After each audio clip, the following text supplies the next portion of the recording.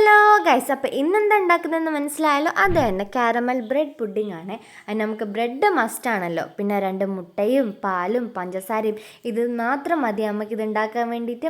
അപ്പോൾ ഞാൻ മിക്സിൻ്റെ ജാറിലേക്ക് ഇതൊക്കെ കൂടി ഇട്ടിട്ടൊന്ന് അടിച്ചെടുക്കുന്നുണ്ട്. ഈ പുഡിങ് ഞാൻ 2-3 പ്രാവശ്യം ഉണ്ടാക്കിയിട്ടുണ്ടെങ്കിൽ എനിക്ക് ഇതുവരെ റെഡി ആയിട്ടുണ്ടായിരുന്നില്ല. പക്ഷേ ഈ പ്രാവശ്യം എനിക്ക് അടിപൊളിയായിട്ട് വന്നിട്ടുണ്ടായിരുന്നു. പിന്നെ ഇതാ ഞാൻ കാരമൽ ഉണ്ടാക്കാൻ വേണ്ടി നോക്കുകയാണ്. അപ്പം ഞാൻ 3 ടീസ്പൂൺ പഞ്ചസാരയാണ് എടുത്തത്.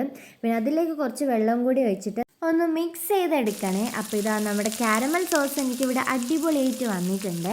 പിന്നെ ഇതാ ഞാൻ ആ സോസ് ചൂടോടെ തന്നെ നമ്മൾ ഉണ്ടാക്കുന്ന പാത്രത്തിലേക്ക് ഒഴിച്ചു കൊടുക്കുകയാണ്. എന്നിട്ട് അതൊന്ന് ചുറ്റിച്ചെടുക്കുന്നുണ്ട്. അതൊന്ന് തണിഞ്ഞതിന് ശേഷമാണ് നമ്മൾ അടിച്ചു വെച്ച മിക്സ് ഇതിലേക്ക് ഒഴിക്കേണ്ടത്.